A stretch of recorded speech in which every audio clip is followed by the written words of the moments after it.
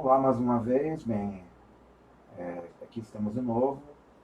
Eu sou o Rodrigo Francisco dos Santos e nós estamos aqui com a terceira aula do curso de Hidrodinâmica Relativística, Fluidos Clássicos e Quânticos e algumas aplicações à astrofísica relativista.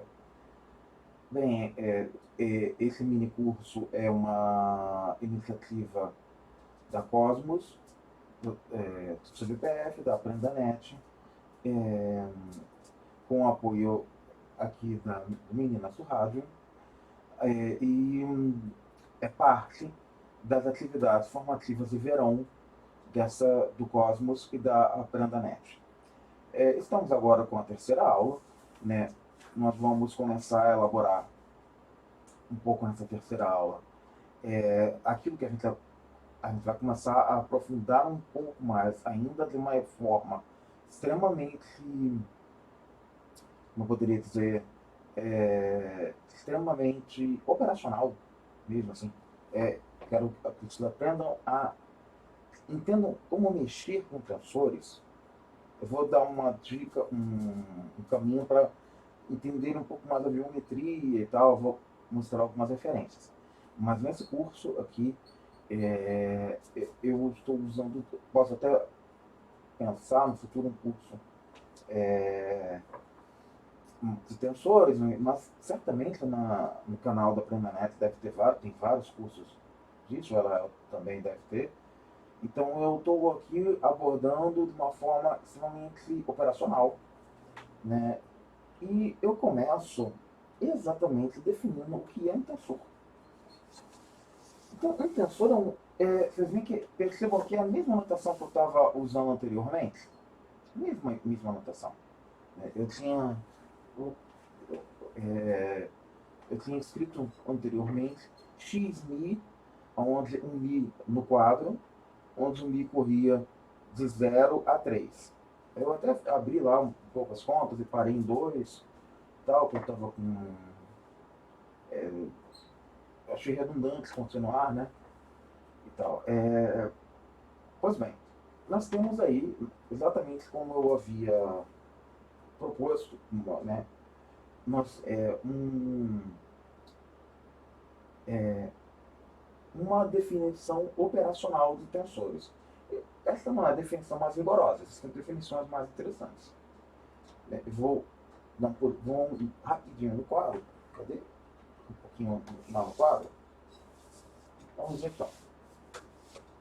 Como é que está a minha definição? Né? É mi linha, é mi, lambda mi linha,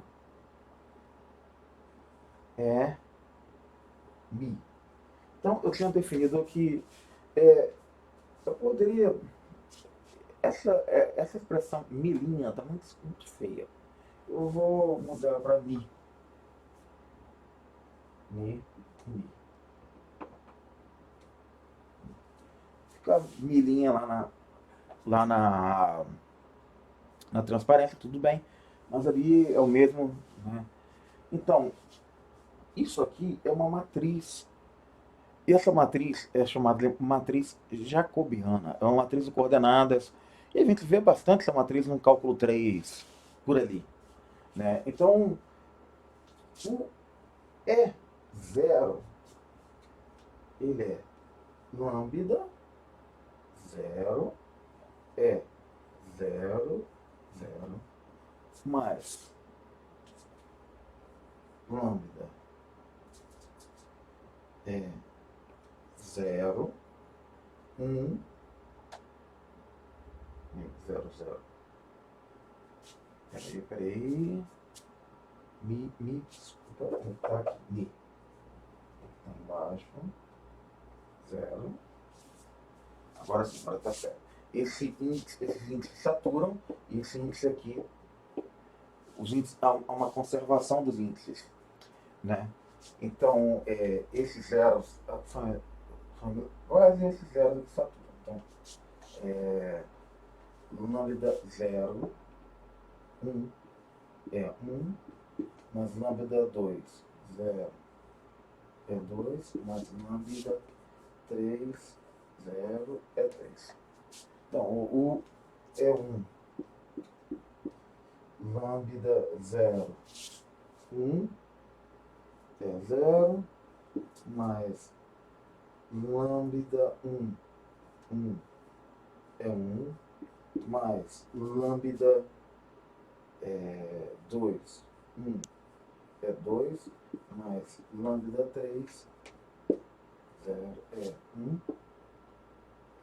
Bem, isso continua para E2 e E3 exatamente da mesma forma. Então, eu recomendo fortemente que vocês abram as contas e terminem de fazer aqui para E2 e E3. Então, isso aí Bem, isso aqui são matrizes jacobianas, né? Na verdade, na próxima transparência, na transparência que vocês estão vendo ali, vocês veem que um tensor esse aqui é um tensor de primeira ordem, também considerado como de primeiro ranking, né? Como também chamado de quadrivetor. Então a gente tem, mas isso aqui, essa matriz, esse objeto,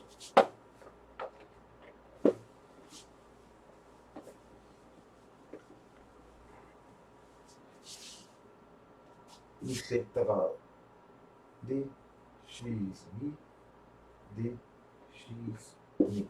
Ou seja, ele é uma matriz de coordenadas, das coordenadas xmi e xmi.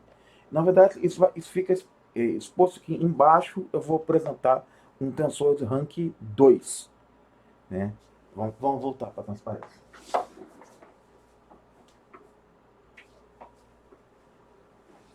Aqui na transparência. Então, a gente tem aqui um tensor de rank 2, exatamente como eu vinha mostrado lá. Ele vai com 2 jacobianos. Um tensor de rank 3 vai com 3 jacobianos. Então a gente tem ou seja, um tensor é um objeto que se transforma como um jacobiano. Se transforma com mudança de coordenadas ou mudança de observadores. Nesse sentido, mudança de coordenadas e mudança de referenciais aqui está mais ou menos dentro do mesmo pacote. A ideia é a mesma. Como eu disse, assim, estou fazendo aqui uma explanação que é bastante,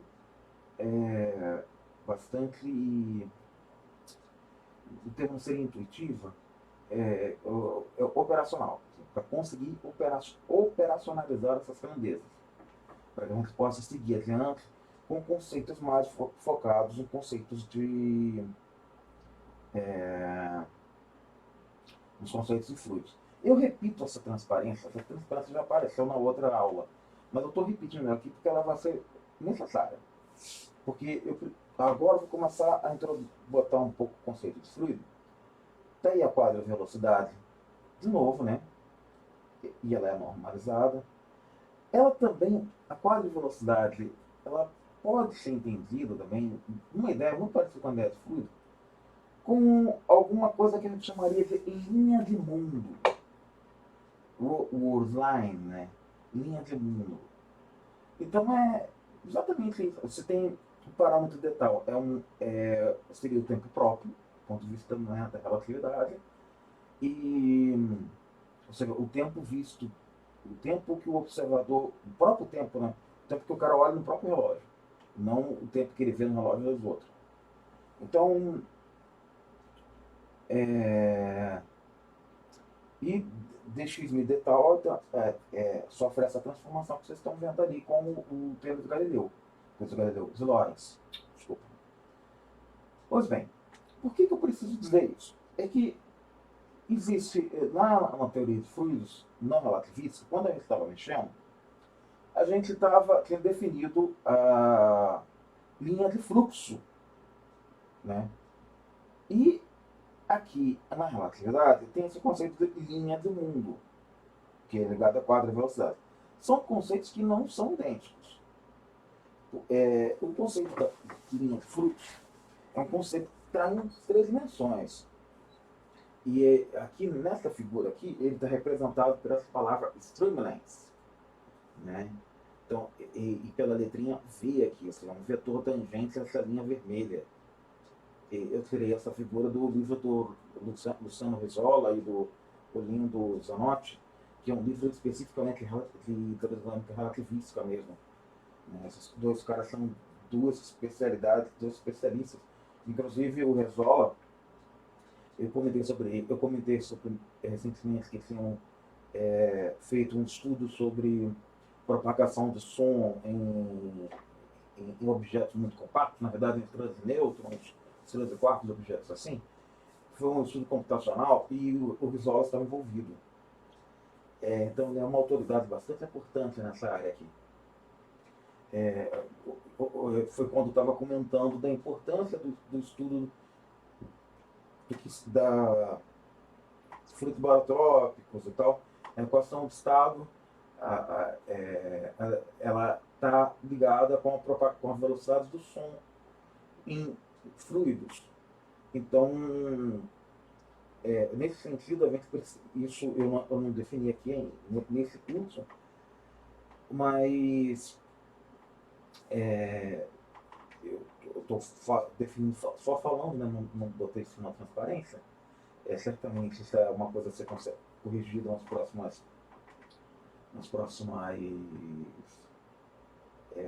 nas próximas transparências, né? Vai aparecer, na verdade, quando eu tratar de condições de energia. Mas, como você pode ver que a Friednet e a Worldness, a linha de fluxo e a linha de mundo, elas não necessariamente coincidem. Elas podem até coincidir, mas não necessariamente coincidem. Então, elas estão necessariamente ligadas, como o diagrama aqui fala, né? E elas são projeções, né?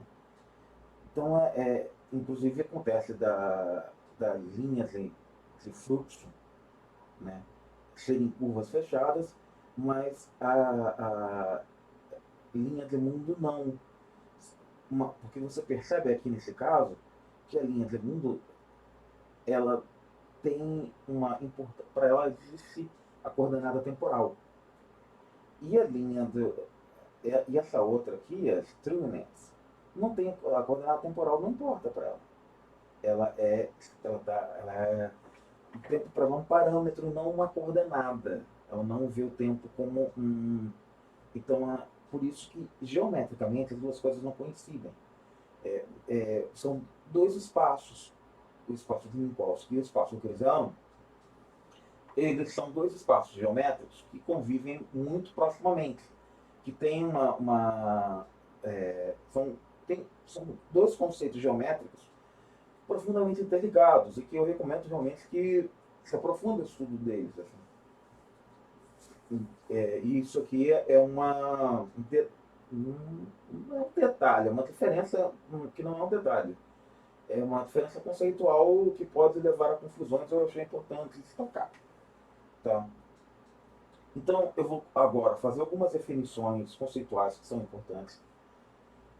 Esse cara aqui é um projetor e esses dois caras são quadro de velocidade e isso aqui é uma métrica que eu tinha apresentado para vocês, a métrica de Minkowski.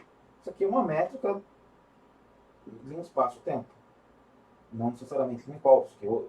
Existem outros espaços-tempo, Schwarzschild, Kerr, tem diversos outros. Então, é um espaço-tempo, uma métrica de um espaço-tempo. E aqui a velocidade está normalizada.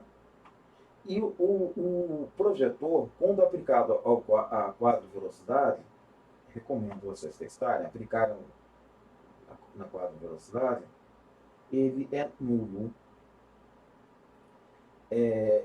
Aqui tem essa saturação entre eles, né? Eles operam também com esse conceito de saturação. E um produto interno dele é 3.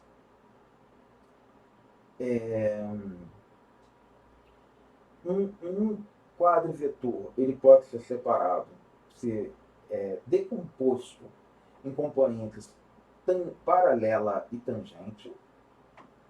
E tangente, desculpa, não é tangente. É normal. É normal.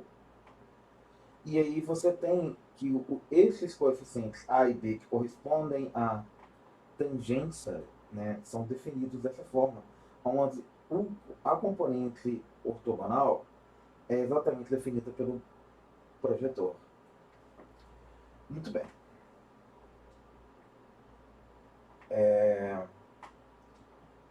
Então, quando a gente fatora, a gente pode fatorar um tensor de segunda ordem usando dessa forma aí. Essa forma que eu estou mostrando aqui. Ó. Então, aqui o A é dado dessa forma, o Mi são quadras velocidades, o Bmi, esse cara aqui. Aí aqui aparece esse C, que é essa composição aqui, onde aparece esse outro objeto, e um Zemini, que é essa composição com esse objeto W e os projetores. Isso vai ficar mais claro. O livro do Risola, ele faz essas definições com explicações muito bem detalhadas. Se foi tirado do livro do Risola, eu recomendo que vocês olharem lá. Pois bem, aí eu especifico melhor quem são a componente simétrica e antssimétrica do tensor Z. Tudo isso pode ser escrito em formas de matrizes, né? E o traço e parte espacial simétrica também aqui são definidas, né? O tensor simétrico, isso aqui, Zemini, escrito dessa forma, vou no quadro.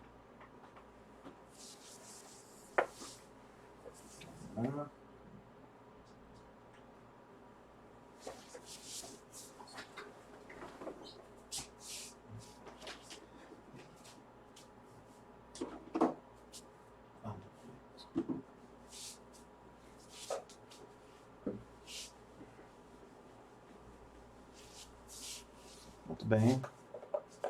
Onde que eu estava? Outra transparência. Aqui. Quando a gente escreve um tensor assim, isso aqui implica que eu estou escrevendo Zemini mais Zmi. Aí aqui, na sequência, aparece com dois projetores. Contraído com dois projetores. H, alfa, H, beta, Mi, W alfa beta.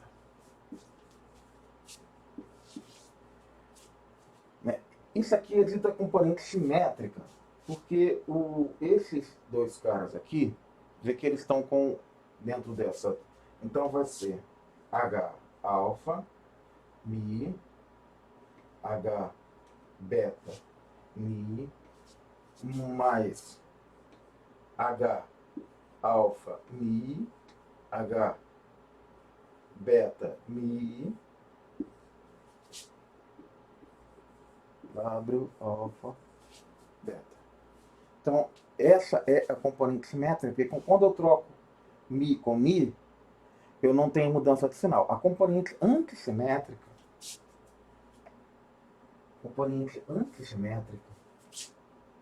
aí é que vai dar. Aí é que...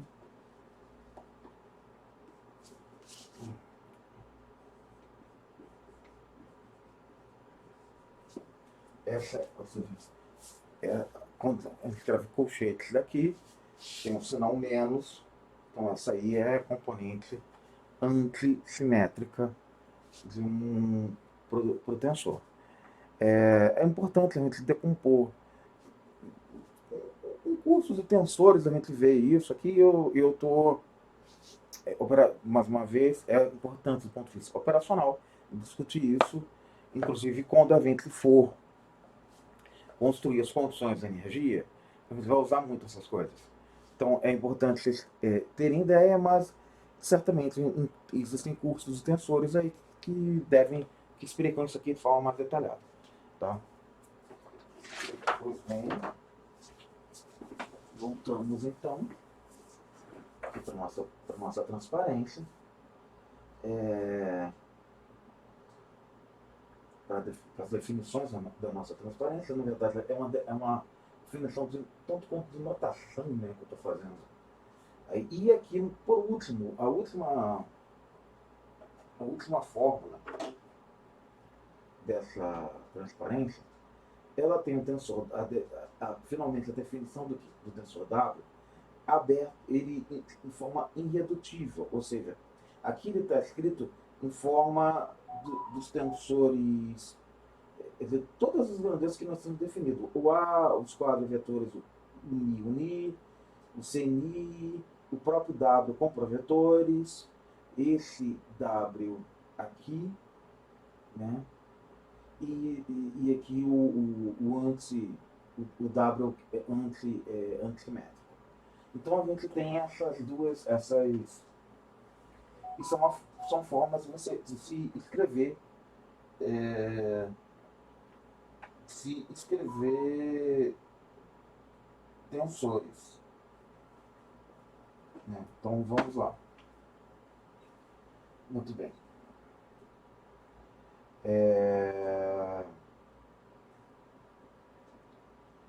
São formas de escrever tensores. Eu vou começar a fazer agora uma coisa muito interessante, que vou aplicar um pouco esse conhecimento de tensores no eletromagnetismo.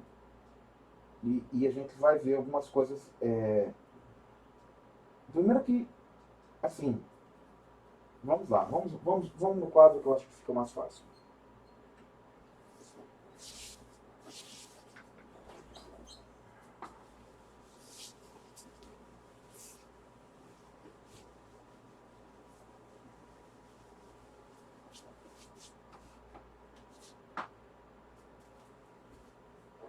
Vamos então.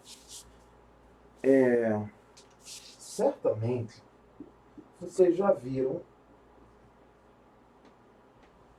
o campo elétrico definido dessa forma, em termos de potencial escalar.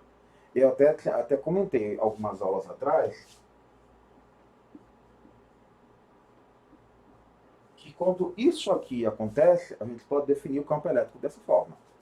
Muito bem. Mas eu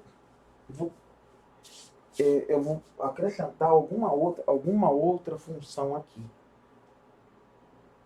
no meu campo elétrico.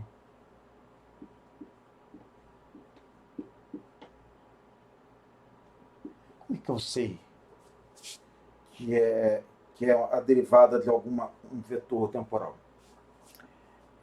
Propriedades vetoriais. Bem, vamos pensar, eu estou reparametrizando os campos A e B, né? Então vamos pensar agora o campo B.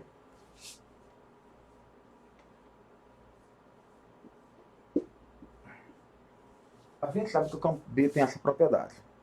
O que implica que necessariamente ele é um rotacional de alguma coisa. Né? Que o Nabra escalar, Nabra vetor V é zero. Então,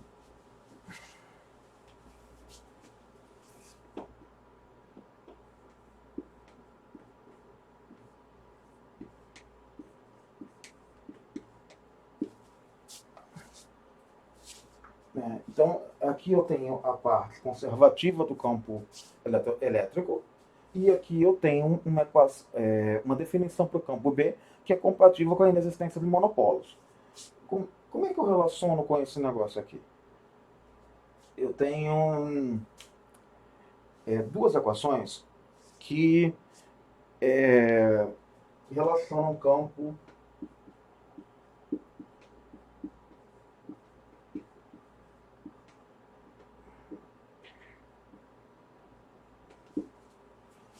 essa E ou seja, você tem uma derivada temporal. E é interessante, né? Nabra vetoré. Nabra vetoré. Esse é bom de falar. Nabra φ menos 1 sobre C dTA. O rotacional do gradiente é nulo. Mas quando o rotacional ele bate aqui, ele vai ficar 1 sobre C dt nabra vetor A. Então, isso aqui é o dtB. Né? Então, esse é um pouquinho interessante. Então, se eu fizer nabra vetor E nesse cara aqui, né? Vamos retomar o raciocínio. Se eu faço nabra vetor E nesse cara aqui, o lado direito menos nabra vetor gradiente de um campo escalar menos dtA, potencial vetor. Quando eu faço isso, ou seja, aqui vai dar zero. O rotacional do gradiente é nulo. Mas o outro lado, dt nabra vetor A. Como dt nabra vetor A é B, então é dt B. Eu obtenho a equação do Maxwell, nabra vetor E igual a menos 1 sobre C dt. Então, está bastante consistente. E aí, o que é interessante, né? Então, eu posso definir o campo, o meu campo é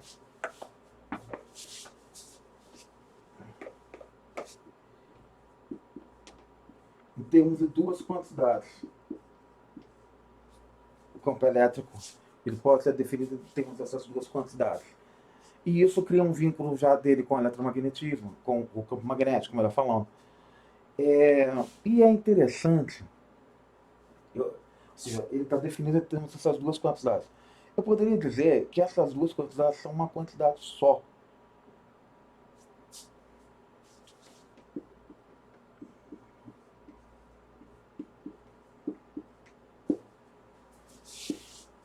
Um quadrivetor. Mas eu ainda vou chegar lá. E aí, esse quadro seria o potencial como quadrivetor. Bem, eu já mostrei isso aqui. Vamos concluir. Bem, então aí as componentes. E aí você vê que eu acabo fazendo aqui, definindo uma quadriderivada, né, onde eu posso derivar uma derivada temporal com um operador Nabra. Isso, eu faço, na verdade eu dou um pulo enorme. Eu sei que a gente a gente não estuda isso na graduação, eu nunca vi isso em nenhum curso na graduação de eletromagnetismo, normalmente, nem mesmo no mestrado a gente vê isso.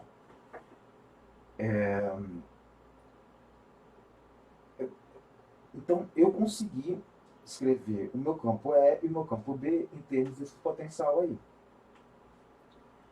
E aí, eu vou criar exatamente, já que eu estou chamando esse potencial de quadro potencial, olha que interessante. Eu posso pensar uma estrutura, um objeto matemático que seja uma representação unificada de A e B. E essa representação unificada de A e B, ela tem que, a partir ela acontece aparece a partir da definição do potencial, do quadro potencial, do potencial quadro vetor, que eu defini aqui. Então, a gente tem aí quando a gente abre esse objeto, olha só que interessante. Essa equação aqui é exatamente o que eu escrevi no quadro. F0i, né? O i corre de 1 até 3, os índices latinos correm de 1 até 3, o i é igual a 1, 2, pode assumir valores 1, 2 e 3. Então, e j daqui pode assumir valores 1, 2 e 3. Então, ela é a derivada, que é exatamente o campo B. Né? E aqui é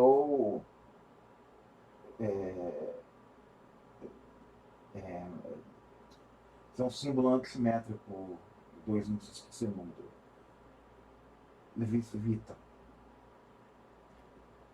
E aí você pode escrever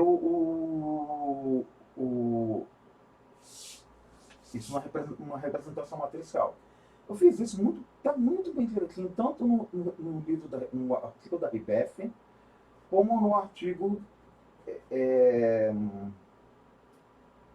como nesse novo artigo que tá no Archive. Então, e aí é interessante que eu acabo escrevendo como uma matriz, né, esses dois objetos. Né, porque, como você mostrou ali, que ele corresponde às equações do Maxwell, tudo tranquilo, né? Mas eu mostrei que ele tem a correspondência, aí que está. Um azul outro.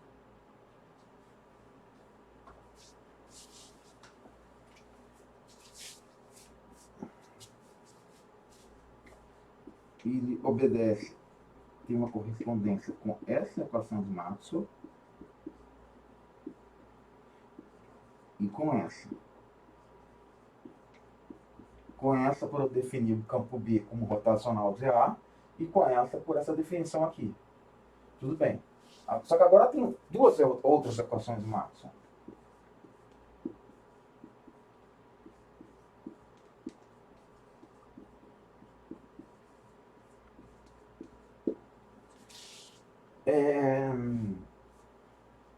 E aí é interessante que essa equação, né? Tem duas outras equações de Maxwell. Essa equação de Maxwell, aqui na abreviatura, ela cabe conhecida exatamente com a definição que está aqui. Que está aqui nessa transparência. Está aqui, essa aqui, ó. Conhecida exatamente. Isso aqui eu posso escrever exatamente como DI AJ menos DJ aí. Você abre o rotacional, aqui, o rotacional de A, faz essa conta, abre o rotacional de A ali, e você vai ver exatamente isso. Vai ver que corresponde a isso aqui. Então, então eu tenho uma obediência ali, tá bom, tá bonito, tá tranquilo. Né? E aqui já está dado. E a outra já está dada. Então me sobrou esse gradiente, né? E o Nabra vetor B. Que é isso aqui é um rotacional também. Né? Só que é um rotacional de um campo que já é um rotacional. Então, seria Nabra vetor Nabra vetor A. Né? Seria isso. Então, para eu generalizar esse rotacional aqui, eu generalizo introduzindo mais uma componente. Ou seja, ele acaba sendo A introdução de mais uma componente acaba sendo o gradiente do campo φ, né? Porque, ou seja, e aí nesse sentido que está aí a definição da quadra derivada. A quadra derivada, nabra mi, é IC dt, ou nabra I também, se você quiser. Pode ser notado assim também. I com I, 1, 2 e 3. E aí, quando eu faço o produto escalar desses dois objetos, na verdade, eu acho que eu defini como contravariante. Tá com contravariante. Se fosse com outro, tem que trocar de sinal aqui, tá? Aí tem que ser com, né? Então, quando eu atuo nabra mi, mi, é exatamente um quadro rotacional. Exatamente um quadro rotacional, o que eu estou fazendo. E você fazendo essa estrutura, e é muito interessante porque você consegue obter, fazer de volta todo o procedimento de... E aí, a última equação, que é o rotacional do campo, o rotacional do campo B e o divergente do campo E aparecem nessa equação aí. Vocês percebem que o dmi está saturando, né? Então é um produto escalar entre a quadra derivada e o tensor de Maxwell. E ele me dá exatamente o Jmi. E o que é legal que isso, assim, como você introduz a quadra derivada, você também pode pensar uma quadra corrente. E aí, a quadra corrente,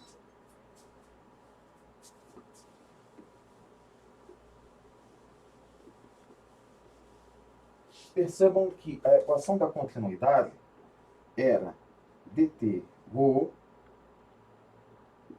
menos nabra escalar j. Isso aqui, uma componente temporal e uma componente escalar. Então, eu poderia conceber que isso aqui, na verdade, é nabra mi j mi. Ou seja, eu tenho... Porque a minha quadra derivada nabra mi é IC dt nabra I. E o meu J... E aí, o meu Jmi nesse caso, o meu Jmi fica, então, Rho J. Bem, está muito rápido isso tudo. Eu fiz uma formatação muito rápida. Então, afinal de contas, isso aqui é um mini curso. Não é um mini curso de... Mas é interessante que nessa formulação a equação da continuidade ela se torna um divergente, né? Ela se torna um quadro divergente. Inclusive, se você opera com uma derivada covariante, derivada com um índice embaixo, dmi, aqui, nessa equação aí, ou seja, aqui dmi, você vem com uma dmi, vai bater dni, jni aqui, então é zero. E dá para fazer isso, dá para mostrar isso. Com as definições que eu estou mostrando, vocês conseguem fazer isso. Até um problema para vocês fazerem. Olha aí, exatamente a discussão que eu estava levantando, né? Ou seja, a equação da continuidade em si ela já concebe um quadro divergente. Um divergente em três dimensões mais uma temporal. Três dimensões espaciais mais uma temporal. Então a gente já tem essa estrutura, ou seja, o eletromagnetismo ele já aponta alguma coisa em si, ele já aponta para a unificação do espaço com o tempo, na entidade espaço-tempo. Toda essa discussão aqui, dessas variedades, dessas estruturas geométricas que eu estou mostrando, geometria de Minkowski, espaço-tempo, tudo mais, está melhor explicada. Precisa ser melhor explicada. Aqui está feito de uma forma muito rasteira, muito rápida, para atender às necessidades desse curso. Mas está muito mal explicado, vamos ser sinceros. Assim, eu estou atropelando muito. Eu recomendo fortemente. Está barato, está em português. Eu não estou recebendo nada da Livraria da Física, mas na Livraria da Física tem esse livro aí, que é a Introdução à Geometria Diferencial para Físicos. Eu recomendo fortemente. Está aqui o Elael, certamente, né? Em edições antigas das atividades formativas de verão. Também tem cursos de geometria diferencial. Então é fundamental ter um bom entendimento de geometria diferencial para poder entender isso aqui. Ainda que não seja um pré-requisito para este curso, pelo tratamento extremamente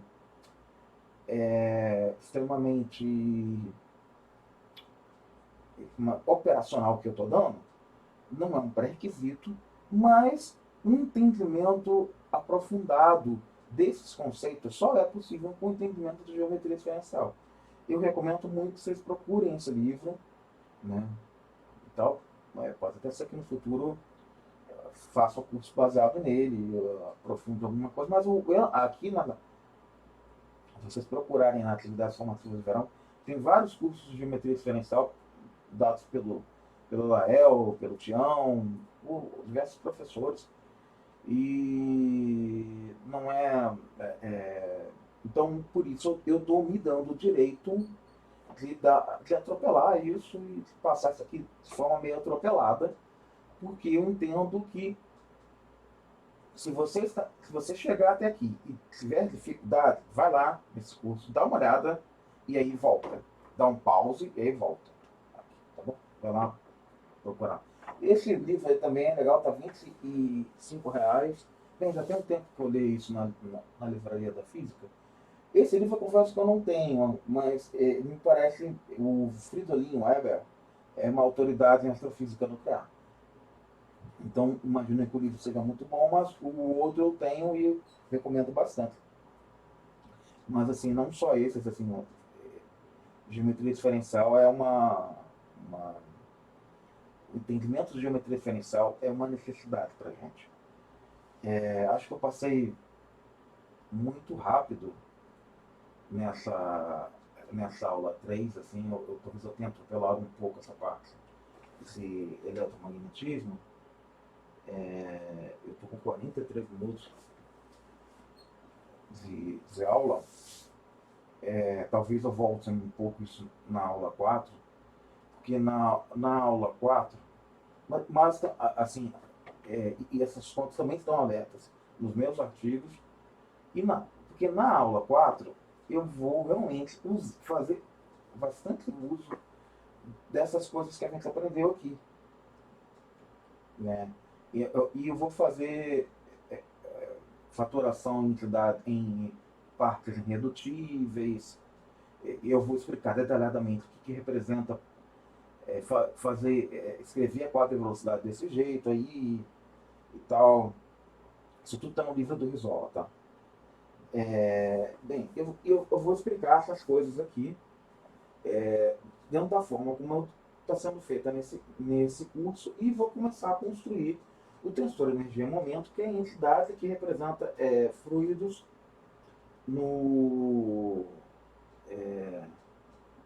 na relatividade geral. E nessa aula nós vamos finalmente chegar a conceitos, na aula 5, de relatividade geral. Nós vamos entrar em relatividade geral. vamos entrar de cabeça em relatividade geral, onde vão ser apresentados aqui todos os elementos fundamentais, assim, básicos da descrição da relatividade geral, nessa perspectiva bastante operacional que eu estou fazendo, né? Esperando que, assim,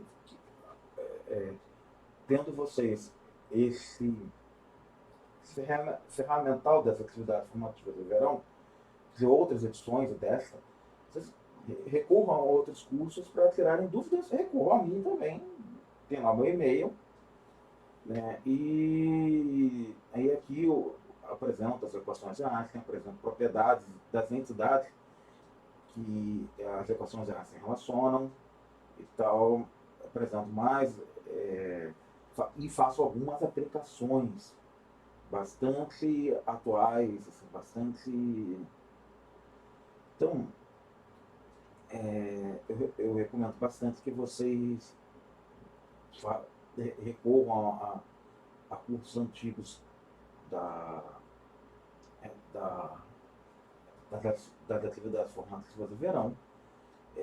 Nós seguiremos com o curso, com mais uma gravação aí, de aproximadamente 1 hora, um pouco mais, um pouco menos, ou eventualmente eu estenda um pouco mais as próximas aulas, tenha um controle menos. Estou com 46 minutos de gravação. Essa aqui poderia ter sido um pouco mais explicado, essas passagens do campo magnético um pouco mais de calma. Mas, bem, esses aí, e aqui nós estamos vendo como vão ser os próximos passos das próximas aulas, as próximas 3 aulas desse curso de hidrodinâmica relativista. Então, eu agradeço mais uma vez vocês pela presença, pela paciência, pela atenção, e me despeço até a próxima aula. Muito obrigado. Tchau, tchau.